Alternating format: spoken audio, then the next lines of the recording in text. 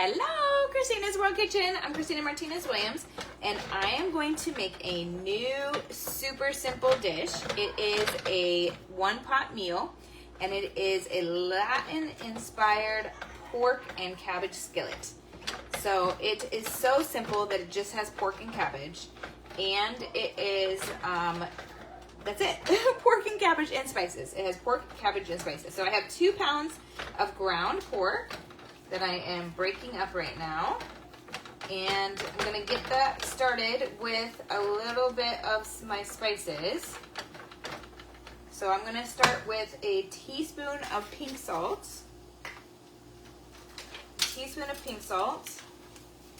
And then I am going to add 1 more spice while I let the pork start to brown. Tell me where you're watching from. Thumbs up, hearts, share this video. You're going to want to make it and try it. And 1 teaspoon of black pepper.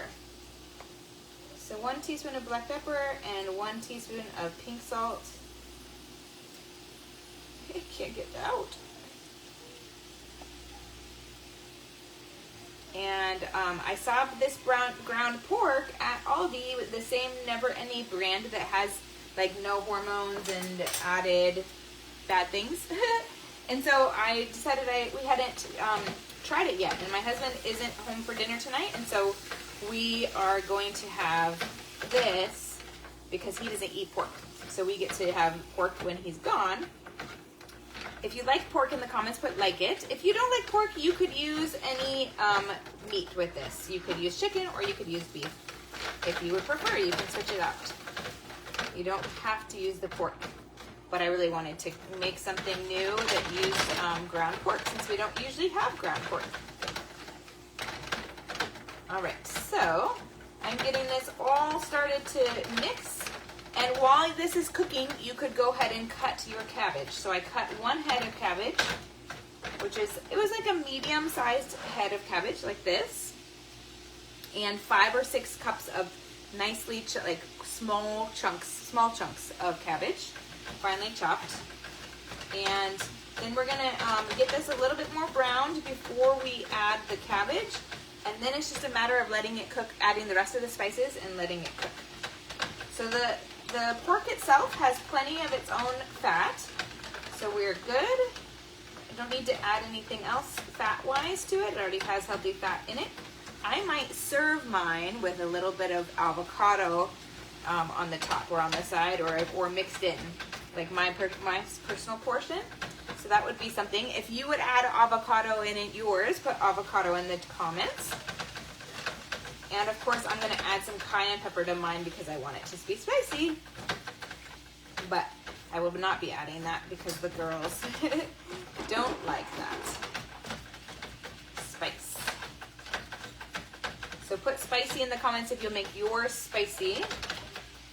You could also chop up some habaneros or some jalapenos and put it in here if you do want it spicy.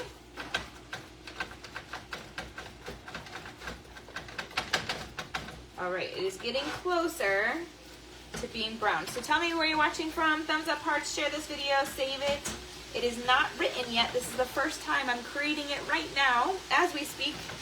And it's not written, it's not up on my website yet.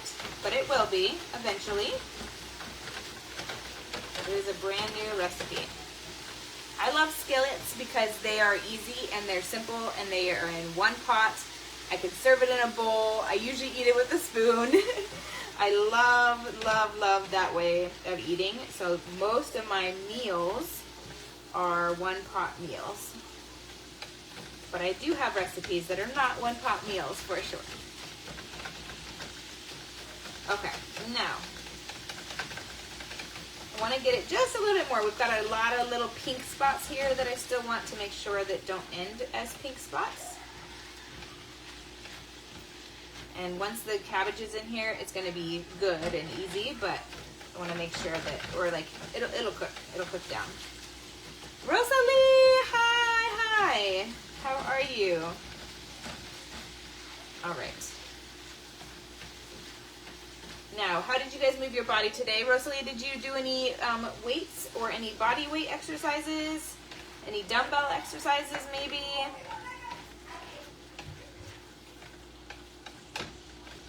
that we just talked this morning about mussel, or yesterday.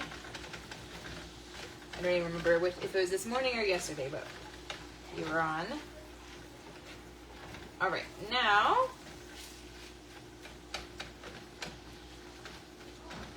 I'm gonna go, it's pretty close, so I'm gonna go ahead and add my cabbage and add the rest of my seasoning, my spices. So I have a whole head of cabbage that I chopped up pretty small. So I'm gonna mix this. This is like half of it. Walking, awesome, Rosalie, that's great. I'm gonna mix half of this first so that I can get it more easily mixed. And then I'm gonna mix my other half.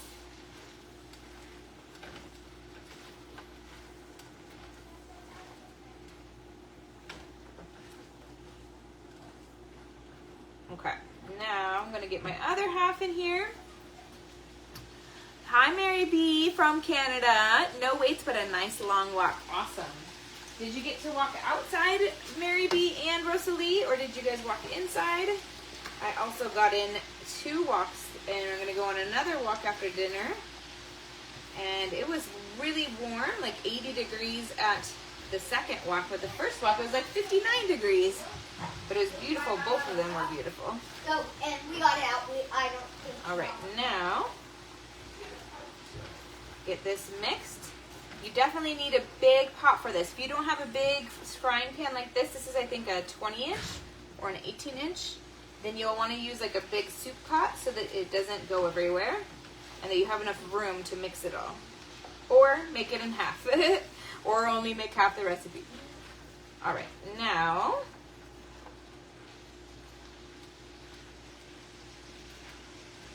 I've got it all coated in the grease from the pork, and I'm going to add the rest of my spices. Yes, outside. Awesome. Awesome, awesome. Okay, we're not adding any more black pepper, but we are going to add 2 teaspoons of cumin powder. Ground cumin, I guess it's called. Ground cumin. 2 teaspoons of ground cumin. And then 2 teaspoons of paprika, which I'm afraid that I might not have, but that's my recipe, is 2 teaspoons of it. 2 teaspoons of ground paprika.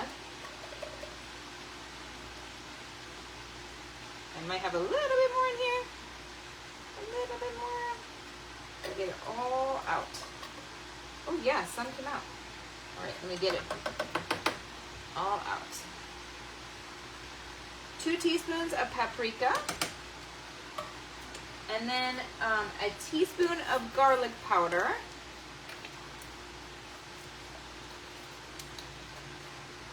Teaspoon of garlic powder. This is also equivalent to 6 cloves of garlic or a half a tablespoon of minced garlic. And then 1 more half teaspoon, 1 teaspoon of oregano. 1 teaspoon of oregano. And a half a teaspoon more, so we already used 1, half a teaspoon more pink salt. I am almost positive that you're going to want to add more pink salt afterwards, but you can never really take away salt, and it's easy to add it to your own portion. And you can't really, like, pink salt is so good for you. It has so many minerals. It's an electrolyte. So it doesn't hurt, but I'm going to, just for the recipe's sake, it'll be after that to taste. I'll probably be adding some more to mine. But I'm going to start with 1.5 total. So now it's just a matter of mixing it and then letting it cook and letting it saute till all the cabbage, all the beef, all the pork is cooked, but also all the cabbage is soft. We want our cabbage to be nice and soft, squishy soft, especially the parts that are the harder parts, crunchy parts, because they become pretty bitter if they're not soft. They are pretty bitter. They become less bitter as they're cooked. And this will cook up real great as a skillet. And then I'm going to serve mine with a few slices, maybe a half, at least a half, depending on the size of your avocado. If it's really tiny, it could be a whole avocado. or like a half an avocado on top, or even a quarter avocado on top, your choice. Gonna be so good. Great healthy fat, high protein, low carb, amazingly delicious. All right, I'll let you see it. Question for you. My mom used to fry dandelion with flowers. Oh, I don't know why not, Wendy. Hi. Coating the dandelion like with flour, like a white flour, right? Yeah, you could definitely do that with pork rinds or even almond flour. But frying them, the pork rinds would work better if you're gonna like fry them. If you air fry them, the almond flour, or bake them, the almond flour will work. But in terms of frying them, I've never fried pork rinds pork rinds are already fried, but I've never fried them like in oil. That's cool. I've never done that. I've never heard of that. This is what this looks like. Well, you'll have to let me know how that goes, or just test it out. Wendy, curious to hear. That sounds, wow, I don't even know. How does it taste? I don't even know how that tastes. Okay. Now, this is it. It's all done. I'm going to add, it's optional. But at the end, you can also squeeze some lime on top. So you can squeeze some lime. You can add avocado. You can add cayenne pepper or jalapenos or habaneros while you cook it, probably, if you're doing that. And then more pink salt to taste. And that is it. So I'm going to put a timer on. I usually put a timer on for like 10 minutes and then see if it's ready. And if not, then I cook it for another 5.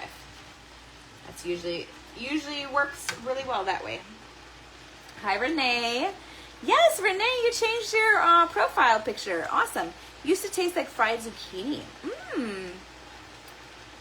Oh, interesting. That's so interesting. Yes, Mary B, it's going to be yummy. All right. Here it is. Have a wonderful rest of your night. From my house to your kitchen, global flavors and healthy plates from around the world. Bye.